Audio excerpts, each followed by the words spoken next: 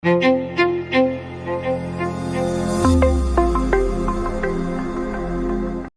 Nabi SAW yang diutus untuk seluruh alam semesta, harusnya mukjizatnya lo lebih hebat. Betul begitu nggak? Harus lebih hebat. Tapi kalau kita tanya sekarang muslimin, mungkin yang hadir di masjid sini pun, mukjizat Nabi yang Anda ketahui apa? Rata-rata orang mengatakan Al-Quran. Ada yang lain nggak? Ada nggak yang bisa mengalahkan tongkatnya Nabi Musa? Ada nggak yang bisa mengalahkan doanya Nabi Nuh turun banjir seluruh dunia? Ada nggak yang bisa mengalahkan penyembuhan Nabi Isa terhadap orang tuli, orang buta?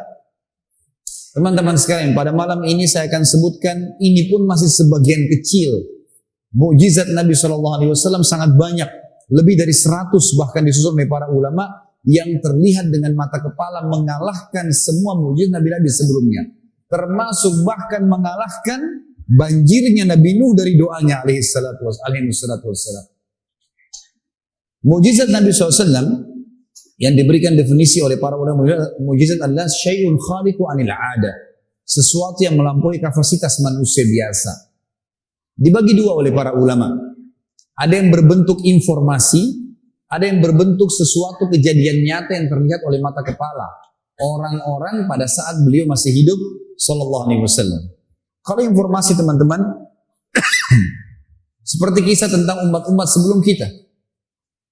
Kisah nabi-nabi diceritakan dalam Al-Quran, ini mukjizat juga karena kita tidak hadir pada saat itu.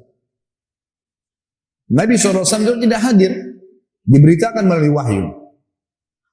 Informasi tentang kejadian yang terjadi di zaman beliau dan informasi yang terjadi nanti di akhir zaman, seperti tanda-tanda hari kiamat yang satu persatu terbukti kebenarannya semua. Ini dalam bentuk informasi. Nanti akan saya berikan contohnya tentunya. Yang kedua teman-teman, sesuatu yang kelihatan dengan mata kepala. Seperti pembelahan bulan dengan jari telunjuk beliau SAW yang mulia. Kemudian menurunkan hujan dan membubarkan awan sehingga hujannya berhenti. Penyembuhan penyakit yang mustahil sembuh di mata manusia. Dan segala macam hal yang akan kita paparkan nanti, yang akan kita buktikan ternyata memang mukjizat baginda Nabi SAW di atas mukjizat para nabi-nabi sebelumnya, sebagaimana beliau pemimpin para nabi-nabi dan rasul.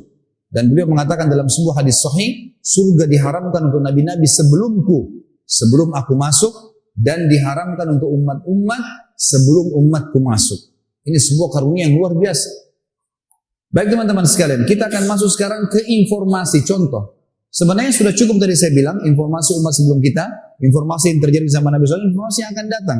Kita sudah bisa pahami kurang lebih seperti itulah. Tapi ada riwayat Bukhari yang ingin saya kritik di sini, tanda kutip, bukan dikritik ya, dikritik supaya antum bisa paham. Karena riwayat seperti ini kadang-kadang tidak dibaca oleh sebagian orang. Kadang-kadang mungkin dilewatin begitu saja hadisnya. Tapi ini adalah mukjizat Nabi SAW. Misal contoh, kisah tentang informasi apa yang akan terjadi nanti, tapi di zaman Nabi SAW. Dan terjadi langsung. Kisah disebutkan dalam Bukhari tentang persahabatan dua orang, satu muslim, satu kafir. Yang muslim ini sahabat Nabi yang mulia, Sa'ad bin Mu'adz radhiyallahu anhu. Sa'ad bin Mu'adz terkenal sekali dengan keimanannya. Sa'ad bin Mu'adz ini yang pada saat meninggal arsy-Nya Allah goncang.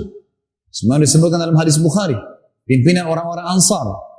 Sa'ad bin Mu'adz teman-teman bersahabat dekat dengan Umayyah bin Khalaf. Umayyah bin Khalaf pimpinan Quraisy, orang yang sangat kufur kepada Allah dan Rasulnya. Teman-teman sekalian, dua orang ini bersahabat dari sebelum Islam. Setelah datang Islam, Sa'ad bin Mu'adz masuk Islam, Umayyah tidak masuk Islam, tapi persahabatan masih berjalan. Waktu seluruh muslimin sudah diusir dari Mekah, tidak lagi tertinggal umat Islam pada saat itu, kecuali orang-orang yang baru mau masuk Islam. Maka yang terjadi teman-teman sekalian, Sa'ad bin Mu'adz mengadakan perjalanan perniagaan, kemudian melewati Mekah. Di pinggir gerbang Mekah, dia mengirim surat kepada Umayyah bin Khalaf di dalam, "Hai Umayyah, saya kebetulan lewat Mekah dan saya ingin menjadi tamu untuk di rumahmu. Apa kau menerimaku? Kau berikan jaminan?" Kata Umayyah, "Tentu saja." Dikirimlah surat, dikirimlah beberapa pasukannya. Umayyah ini punya 300 personel perang yang sering dipakai oleh Quraisy. Dia pimpinan. Setelah Abu Jahal, Umayyah bin Khalaf ini pimpinan Mekah. Kalau Abu Jahal itu adalah rajanya Mekah, maka Umayyah ini kayak wakil gitu ya. Yang terjadi teman-teman sekalian, disambutlah Sa'ad bin Mu'adz, kemudian masuk Mekah, tidak ada yang berani ganggu karena ini tokoh Mekah yang menjaminnya. Pada saat tiba di rumah kata Sa'ad, wahai Umayyah, saya ingin tawaf di Ka'bah, tapi saya tidak ingin tawaf sementara ada orang-orang kamu. Orang tawaf telanjang, orang bersiul, orang tepuk tangan, tawaf kemusyrikan. Saya ingin tahu tidak ada orang. Kata Umayyah, baiklah, nanti kalau malam hari sudah kosong saya akan panggil kamu.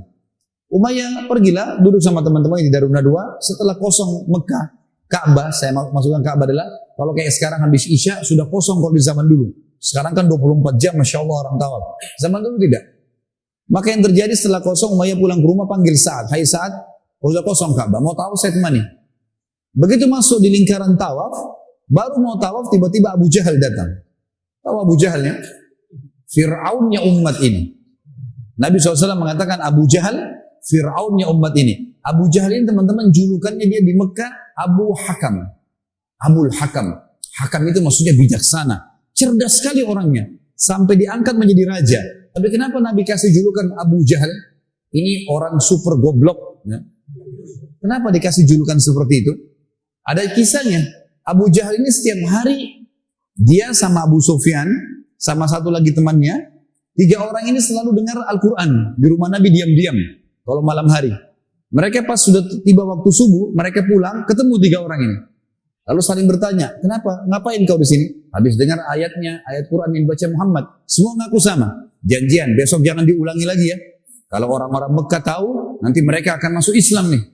Sepakat. Besok malam 3-3-nya ulangi lagi. Karena berpikir temannya tidak akan kembali.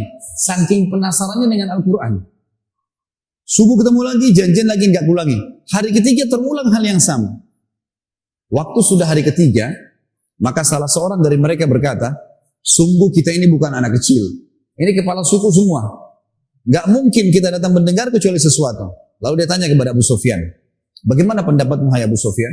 Dia bilang yang Muhammad baca, semuanya memiliki makna dan hikmah. Ada yang saya ngerti, ada yang saya tidak mengerti. Tapi kayaknya benar.